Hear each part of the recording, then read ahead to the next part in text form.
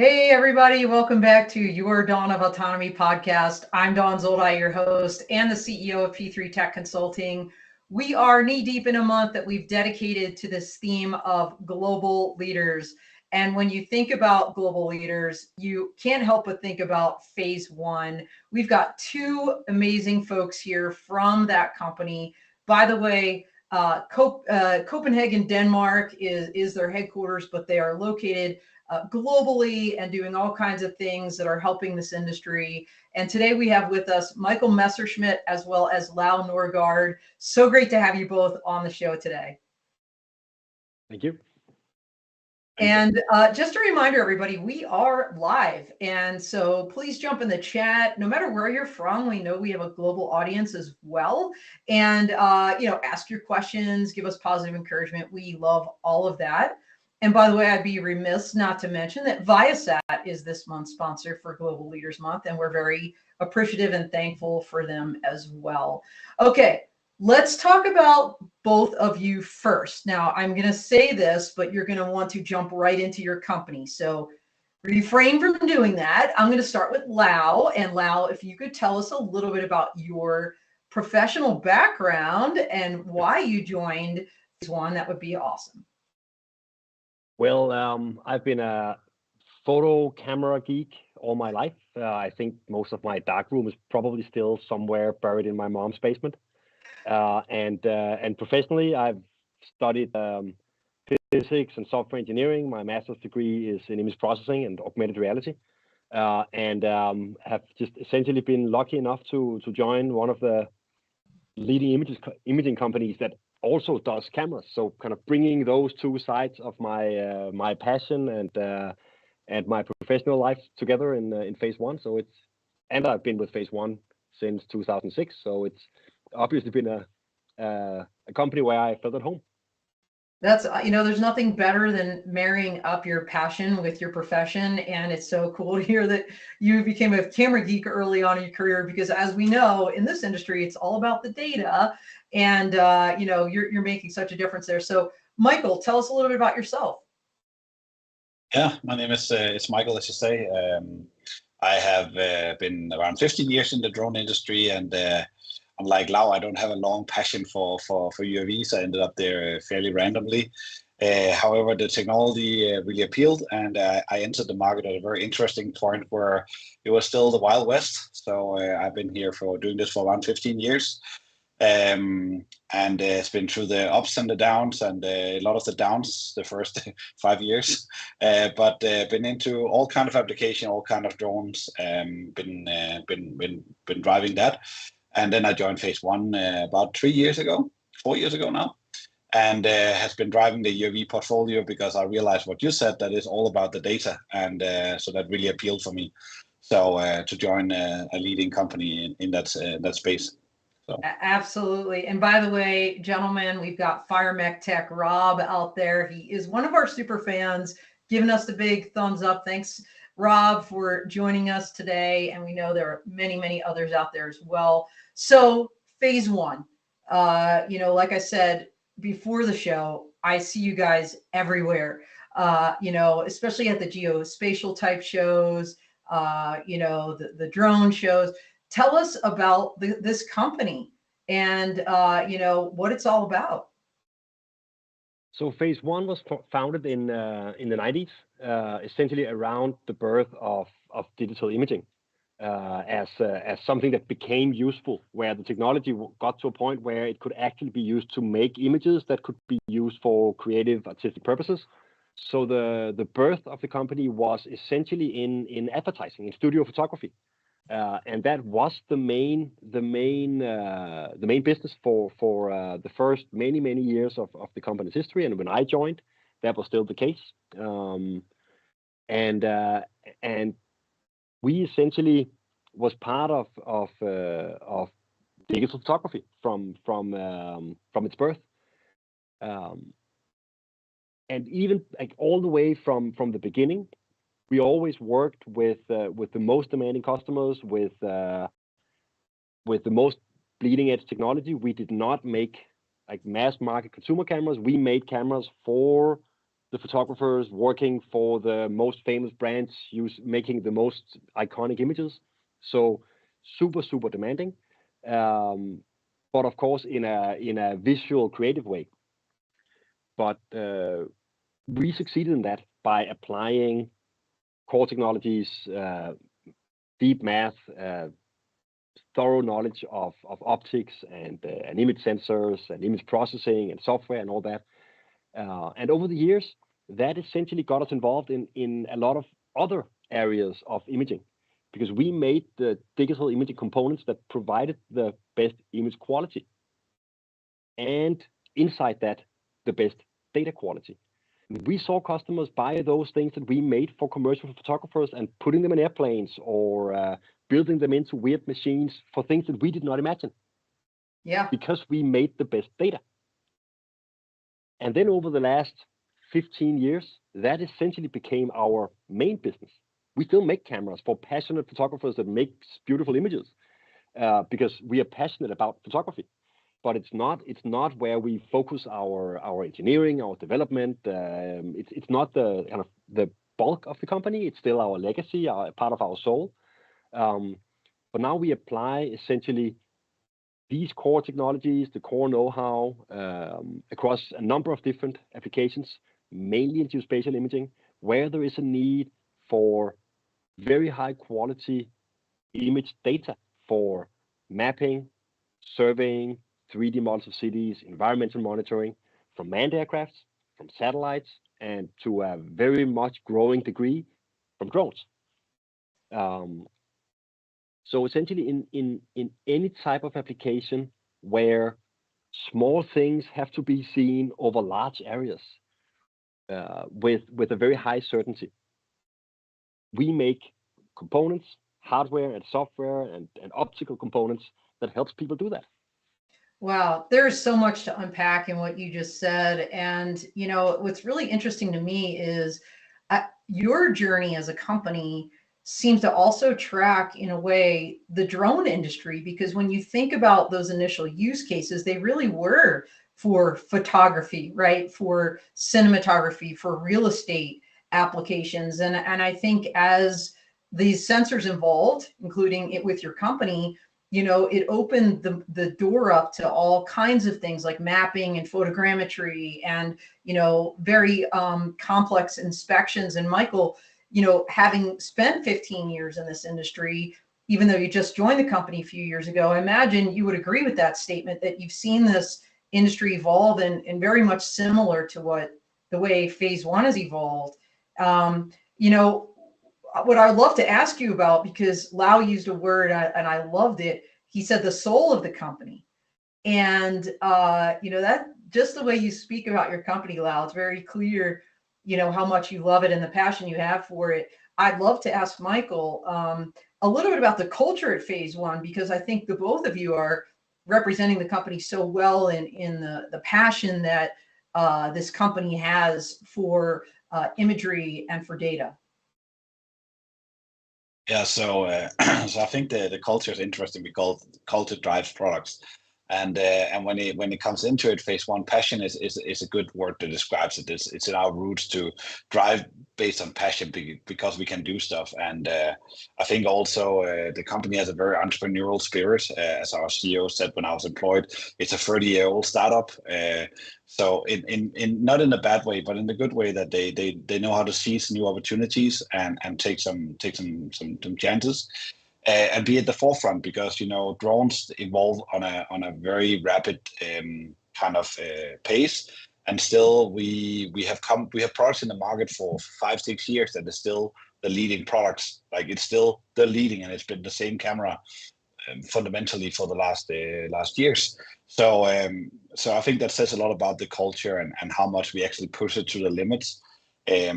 So I think that's a lot about our culture and this curiosity and also uncompromised. So it's really, when you go in and select anything, like our sensor is the best sensor you can get, our storage card is the best storage card, our lenses are the best lenses you can get. So at any point in the camera, it's the best you can get. There's no compromises, and I think that is also a part of the culture. Well, it's very inspiring.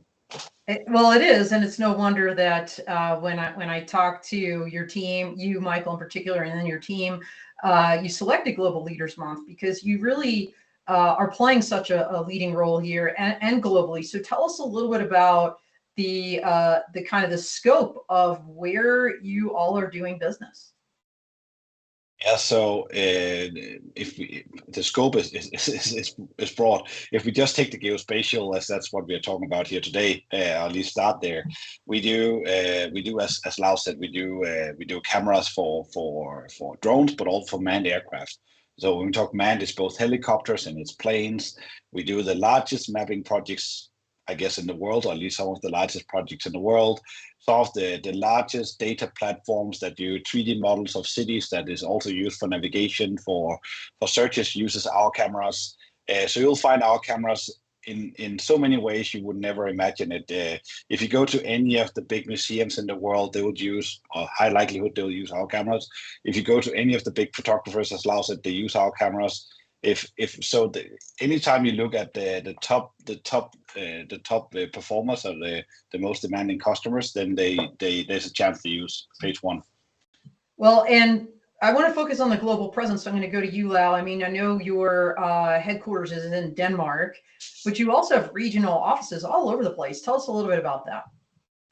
Yes, so I think there are multiple things to that. We want to be close to our customers, so we have a presence in most of the world, so that we can work closely with both with our distribution partners, with integrators, with end users. We don't just make cameras, put them in boxes, and ship them. We feel passionate, but we also feel responsibility to make it really solve the problem. So we need to be there. So we have sales and support offices in most of the world. We have a large one in Denver. We have in Hong Kong, Beijing, Tokyo, and a number of smaller facilities around the world. Headquarters and development is in Copenhagen, and then we have manufacturing in Japan. So we do all of our own manufacturing in-house for the most critical parts, because there's a lot of intricacies and secret sauce to adjustment and calibration and so on.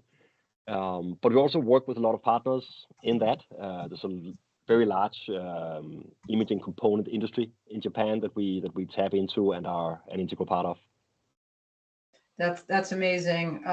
Keep talking about Japan, and fun fact, my son is in Tokyo right now for his summer school session, and I'm really excited about that. I hope someday I get to visit there, because I know it's really amazing. It's a nice place. I lived there for 2 years with my family as part of so cool. The development of Phase One. Oh, very, very awesome. All right, so let's talk about, you talked about image quality, and let's I know we have a video. I want to roll this, because I think it illustrates how your technology supports various geospatial and industrial applications. So let's go ahead and roll film.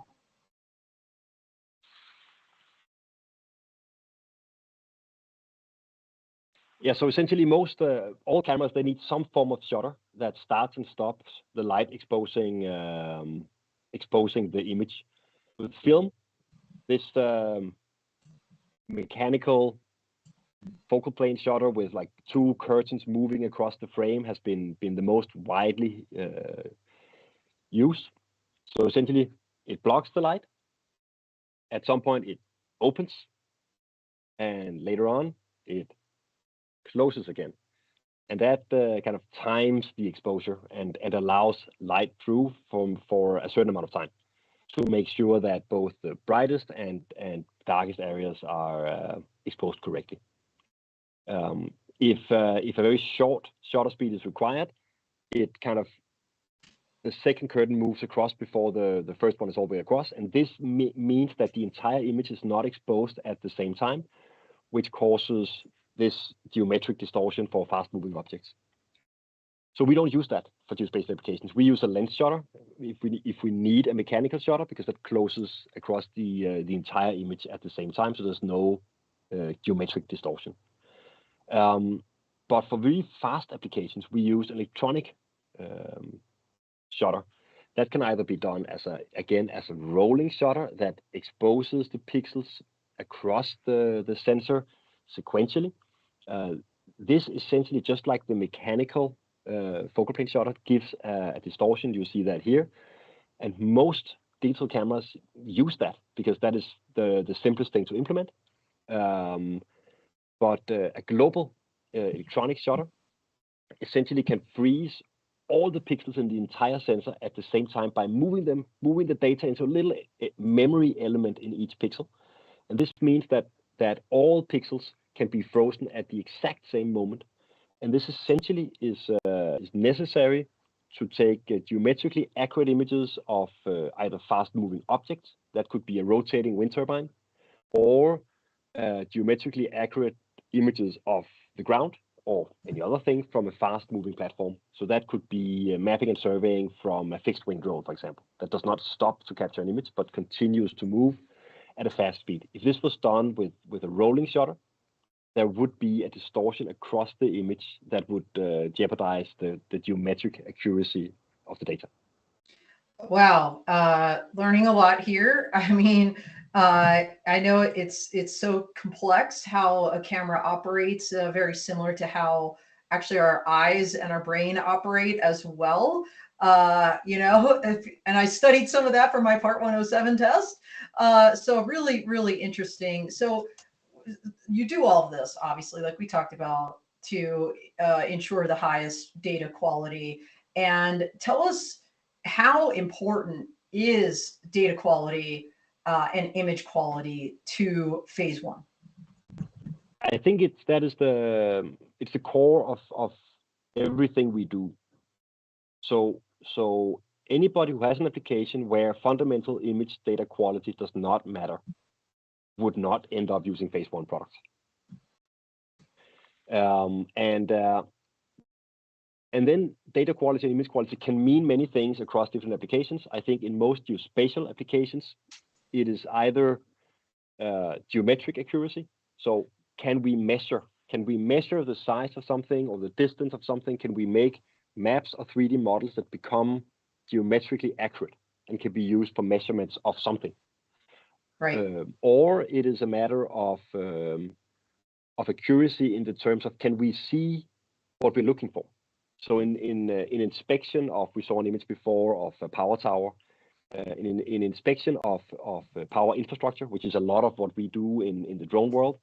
Right. It's all about seeing very, very small flaws or cracks or problems in this power tower hardware, essentially. Seeing that, detecting that with a very high accuracy, so that if you fly an inspection mission of a section of power infrastructure, you know that you have seen the flaws. You have not. You're sure you have not missed it. So that's both a matter of how big are the pixels. And the pixels have to be really small, so essentially the ground sampling distance, how far on the actual object are there between the pixels. This defines how small a thing we can see. But that's not enough. We also have to know that the optic properties of the system, the quality of the lenses are good enough that we can really see that. Is the image so sharp? There can also be a big difference between a very bright area and a very dark area. And all of this happens outdoor in bright sunlight. And we all have seen images where you can only see something in one part. So either the highlights are completely blown out and white, or the shadows are so deep and so black that there's nothing left in there. Right. And flying an inspection mission and coming back with images where we cannot see anything in the shadows means that anything that by random chance was in the shadow is just not seen. Yeah.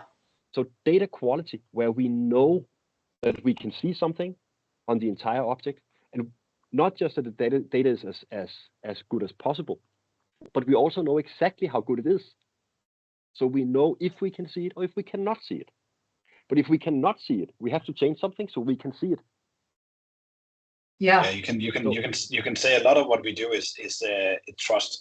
Like when you start scaling and you don't do tens, you don't do hundreds, you do thousands and thousands of assets every single year. then it becomes very important that you cannot control how the weather is on that day. You cannot, like, if you close down a wind turbine park, you have that week to do it. You don't have next week when the weather is better or the sun is in a different angle. You need to be sure you get back. So we spend a lot of time understanding scalability and how data enables scalability. If you don't trust something, you don't scale it. That's a kind of a human nature. Then you would always depend on. Then you create bottlenecks, because then you would still do all the manual labor and you'll still fly slower. You'll still take too many images. If you don't trust, you get it. So this actually enabling that in unknown. So when you don't know where things are when, on what, then you need a very high trust in the camera that you use. And that's kind of the application that we apply our technology to, actually not only in drones, but in general. And I think, well, I imagine. Sorry. Oh, I was going to say, Lau, very nice summed up, Michael. So imagine that you are thinking about inspecting all your power towers with drones and cameras. You try that out with a nice little drone and fly around the tower and take a lot of images and see if you can see all the flaws. That is probably possible with almost any drone and almost any camera. You can just fly until you found them all, and you can fly very close and you can look at all this. So that does not require anything special. But if you then think about how many of these towers are out there, and that you cannot send an expert to fly around each of them and make sure that everything is covered, you have to scale this with automated flight paths and with the productivity of sending a group out there. 2 guys in a car have to do X number of towers in a day. You cannot tweak every single. It has to scale to be productive, and once you start thinking about that, then every single pixel in every single image has to be good, because you only get them once, and you have to have a lot of pixels in every image, because these are very large objects, and if you have to go super close and take a lot of little images, you will never get it done. And the flight planning will be too complex, and there'll be too many images. So we become relevant when you have hard problems that has to scale. Well, and, look, you're on the dawn of autonomy for a reason, because, as these systems become more and more autonomous, as you say, for purposes of scaling, this kind of system, these kind of lenses are important. So let's talk about your payloads. I want to hear a little bit more. I think you have very specific the cameras for uncrewed aircraft, vehicles, UAVs. So tell us about those, the P5 and the P3, I believe. Yeah, so let's actually start with the P3, as this the oldest product we have, if you can say. So the P3 is specifically, of course. So basically, cameras can take pictures of anything, flat, straight, whatever. However, we position our payloads, and to be able to make sure we create enough value, we are very, very focused on what we spend our time on. So we do vertical structures, and as Lau, one of the best examples is utilities, because we do a lot of that. And that's where, you have aging infrastructure, you have a digitalization of society, which means you need more and more electrification. You cannot bury all of it. You have to have it overground, and then everything kind of becomes an issue. That's where we spend a lot of our time. So the P3 is first and foremost a payload that you can put onto the DJI 300 and 350 stop drones, or any of the modeling drones you use out there, the Inspired Flights, the Harriers, whatever else is out there that can carry around 3 kilos of payload. Then we work on that product. It's easy just to say, okay, we deliver a camera, but we actually work very intensely with solution partners. So we work with mission planning softwares like Drone Harmony. We work with Epilagio in Sweden. We work with Linea in Switzerland on the mission planning side of it. On the data analytics side of it, we work with very, very specialized analytics companies to make sure that the pipeline works. So we work with eSmart systems a lot. We work with Skycraft. We work with basically all of the companies that works on AI is a very hyped word, but everybody that have an ambition to do AI. We work with a lot of those companies, because it becomes this, and I hope this is not censored, but shit in, shit out for these companies. So this product really create the best shit. So when you have to put it into your imaging pipeline afterwards, it becomes really, really good. So that's one product. The other product that we are launching, then start shipping here in a few days, is the P5, as you mentioned. The P5 is a few days. So you heard it here first, possibly on the Autonomy. I love big reveals. So tell us about the P5. Yeah, so the P5 is a product we've been working on for basically 2 years, since me and Lau was on a road trip. We called it a road shop because it was a mix of a workshop and a road trip around the US, where every day we were driving, and then we were brainstorming in the evening, and then we did some PowerPointing, and then the next day we met with some customers or potential partners, and we kind of iterate the concept. 2 years later, here we are, we have a product, and that product is specifically designed and optimized towards surveying. So here we differentiate a little bit between mapping and surveying. So a lot of cameras out there can create maps, at least from the outset of it, but very few can create accuracy. And we are not talking about accuracy XY, but also or what we call relative accuracy, but also absolute accuracies. And we are not only talking about XY, we're also talking Z, because our customers, again, are the most demanding customers out there. They're not good enough with just somewhat okay. So we set out the flag that we needed to get to a 0.5 centimeter, whatever that is in your units, 0.5 centimeter absolute accuracy in X, Y, and Z. Of course, understanding that it's not only the camera, but we want to make sure the camera was not the limiting factor anymore. So a lot of the technologies Lau have talked about, we put it all together. We took our lens technology, we shrunk down the payload, so we halved the weight basically from around 1.4 kilo to 700 grams, so it can fit into smaller fixed wing UAVs. And what differentiates them is that they're flying fairly low and fast. So I'll say 20 meters per second. For that, we still need absolute uncompromised in terms of distortion. So we needed to use our global shutter that Lau explained earlier. We needed to use our that also enabled us that the lenses didn't have to have mechanical shutter, so we can take out any moving parts, which makes it more robust. A lot of technologies kind of came together. So this product here now is purpose built for UAVs. It's all the interfaces, all the connectors, all the trade-offs we made has been to make it the best possible camera for drones. All right, so I was going to say, you talked about the camera's accuracy, the lens, the shutter speed of the capture. How does all this integrate with existing tools? So it integrates. So we have what is called the image SDK, and now it gets a little bit nerdy. But to summarize, that makes that some companies like Quantum Systems, they can take our image SDK and they can convert, or they can actually use our images and output JPEGs. And the JPEGs come with already geo-corrected and the right metadata to put it into Trimble. As our partner for the P5 product. So you can take these images, put it right into Trimble. Trimble can process it, and Trimble would then output all the auto photos, the mesh model, the point clouds, whatever you need to do your job. So we just make sure that the pipeline is completely seamless, but we don't necessarily have to do all of it. Well, holistic end-to-end solutions and partnering with other companies is absolutely the way to go. That's what we're seeing in the companies that are super successful. Let's talk a little bit about the accuracy of the output, because you mentioned Trimble and some of the things you're doing. I think we have an image here we can show with the P5. Walk us through what we're seeing here and why it's important and what makes it different.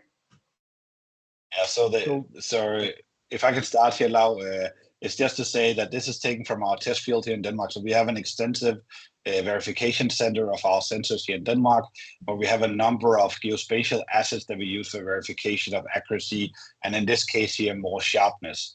And from a geospatial point of view, the more accurate you can point to your ground control points, where they intersect, that the more accurate your output is going to be. So that's how our shutter speed kind of creates this extremely sharp images from very fast speed. So now, Lau, you can take over.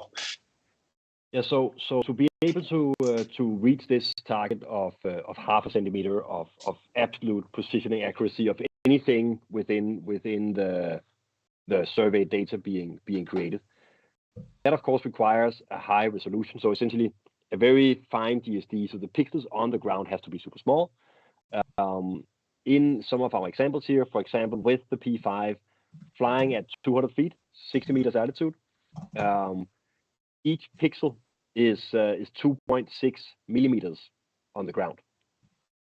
So that is not very big. Fixed wing UAVs cannot stand still in the air. They always fly forward. So we would need a shutter speed fast enough that we could freeze that motion. That essentially the shutter can only be open for such a short time that even something that is only 2.6 millimeters, like a tenth of an inch, will be completely frozen. And this required this global shutter. It's simply not possible to do with a mechanical shutter. It's not possible to freeze that motion. In addition, the global shutter means that there is no geometric distortion across the frame. And in addition to that, also when flying at such a low altitude, at a relatively fast speed, the frame rate has to be fast enough that you can get a high overlap between consecutive images to also reconstruct all the data with a high accuracy. So quite a few things went into actually achieving this, and also the positioning of the camera within the drone. Of course, there's GPS and there's an IMU that can georeference the data. Most cameras somehow trigger this IMU and gets a georeference tag, and the images was captured somewhere around here. Our cameras, they put out a very, very accurate trigger, absolutely in the middle of the exposure, so we know exactly where it was, not just where about it was, but exactly where it was when the image was taken. Most general purpose cameras do not really do this. And also each of our cameras, we calibrate them. We do a geometric calibration in a laboratory in the factory. Essentially, it's a very large room. It's a room that is like 10 meters wide and 3 meters tall and 18 meters long, full of thousands of little calibration targets. So each individual camera is very accurately geometrically calibrated before it leaves the factory. So it's not one thing. It's like a whole combination of little details that all have to be good enough to achieve this. Essentially, it's the weakest link of the chain thing. If something is not as strong, then it will break. Well, and not only that, but as I'm listening to you and I'm thinking about the speed at which some of these images are being taken, and the sensor, there has to be stability of the entire unit, right? And you also mentioned IMUs. You mentioned some of your partners, and I think maybe that's a great segue to talk a little bit more about them, because like you said, your product is only as good as its weakest link, and you're also relying on other partners, and you've got some amazing ones. So do you want to give shout outs to any of the companies you're partnering with, either on the P5 or just kind of in general, to help make the best possible products and to secure the best possible data?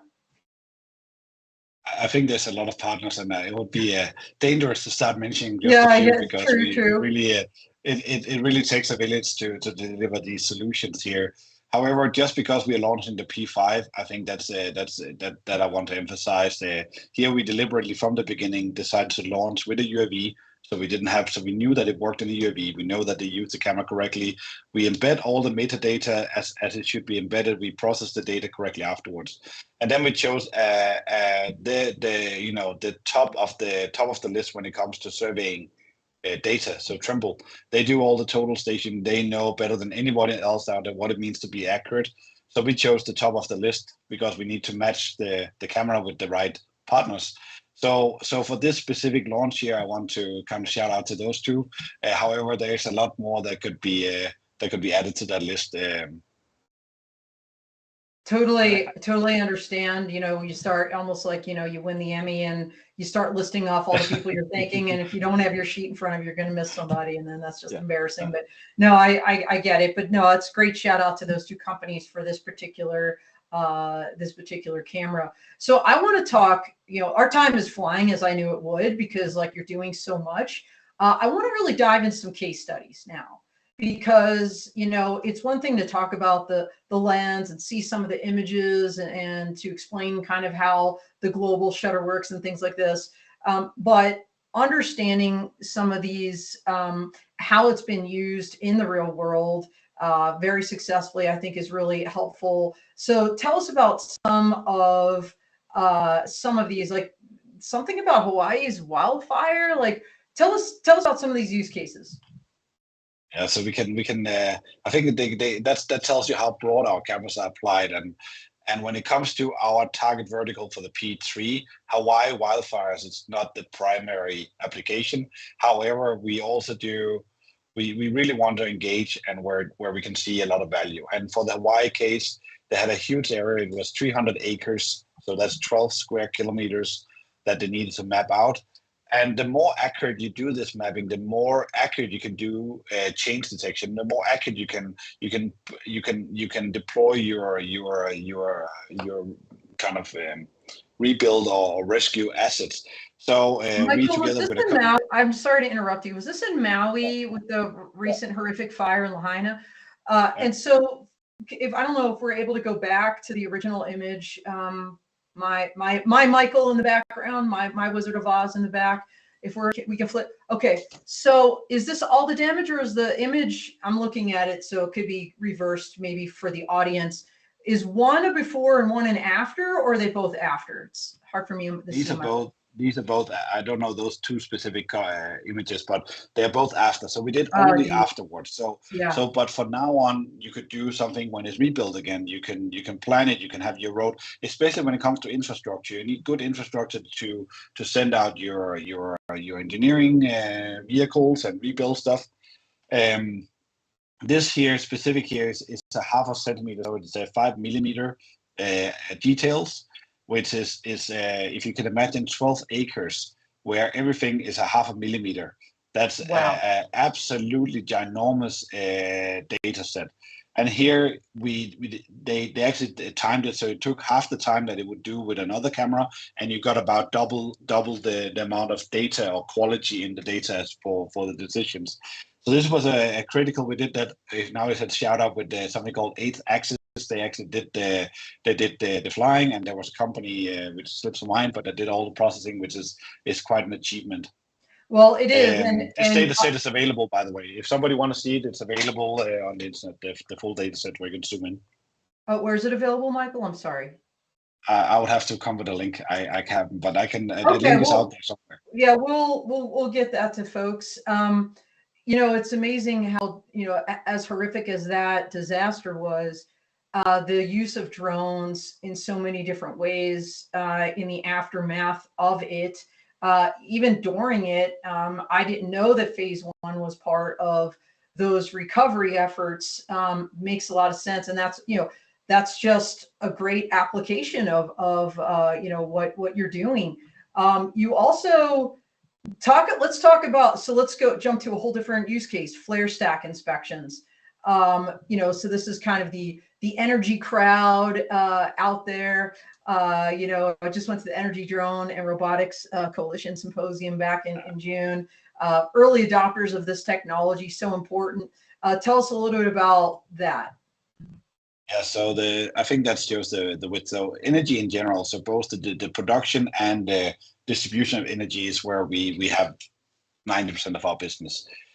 So the reason why we took this one here, because they were trying to do this with other cameras that didn't have the same resolution, the same lenses, the whole stack, and they tried to do it, and they melted down a few cameras before they came to phase 1, because they have some requirements from the regulators of how to inspect, how often, at what detail, and they're very interested in corrosion. So and for detecting corrosion down to millimeter level, you need to have a certain GSD, which made that there was basically just the phase 1 camera that could do that. When it comes to other, if I can continue down the case studies for, and they're all on our website. So, but hey, Michael, before you do, I want to jump back because I missed this comment earlier, and I think it's really important. FireMech Tech Rob out there for your Hawaii images, he said this quote: "That was amazing clarity in your sample photo for the height that was taken. Could be extremely useful in search and rescue. At what speed are they flying? I believe the height was 200 feet. Yeah, so that's the height. The speed was with them 300, so probably 6 meters per second. The difference here to his comment is that with the P5, you could do that at 18 meters per second. You could do better than that at 18 meters per second. Wow. So with the P5, we have a 35 millimeter lens. That means that you do a half a centimeter accuracy from 60 meters. And the coverage you can achieve per flight hours is, I don't have the math here, but it's absolutely extreme. So now we did this with a rotary. If we had done it with a P5 instead of a M300 drone, or with a quantum drone, you could probably have cut it in not even half, maybe a third of that. You could have cut it down to, because we fly at least twice the speed, so roughly half that. So the one you saw with the DJI drone was about 5 days. So with the Trinity drone, you could probably do it in 2 days, something in that range, and that's 12 square kilometers at a half centimeter. So it's very scalable that way. We see a lot of opportunity in helping in cases where there is a need, not only for very high quality mapping surveying data, but a need for having that very quickly. So that could be in search and rescue, but also in like in post disaster management. So like a wildfire, an area has been badly damaged. We need to assess the damage and plan how do we handle this over the next hours, days, weeks, months. So I think with the P5, we believe there will be a lot of applications in that. Well, Lau, as I'm listening to you, and Michael, you mentioned quantum systems. I know they're doing so much in the Ukraine. And with my military background, I'm thinking, boy, this kind of clarity in battle damage assessments, in sadly archaeological and heritage sites are getting destroyed. To be able to document these things. So many applications. I mean, I think the list is endless. Unfortunately, this show is not endless, and we only have a couple minutes left. So I want to make sure that we're covering everything you wanted to talk about. We did the big P5 reveal. We talked about the global shutter, and all the things you're doing, the different use case applications. I want to talk about, because you guys are all over the place. Where might we find you phase one if someone wants to, they maybe can't get to Copenhagen, but they want to see the P5, they want to interact with your team. Are you going to any of upcoming events anytime soon or during the rest of this year? So we are at S3 user conference as we speak. Not us, but we have colleagues there. Oh yeah, the in P5 San Diego. Yeah. So the P5 is there, the P3 is there. We have a booth there, so that's a good chance to stop by and talk if anybody's going. The next one is commercial UAV. We'll be there with a big, not a big. We'll have a stand there at commercial UAV. I'll have somebody from the Copenhagen team there. I won't be able to join myself, but we'll have somebody there. After that, we have Trimble Dimensions.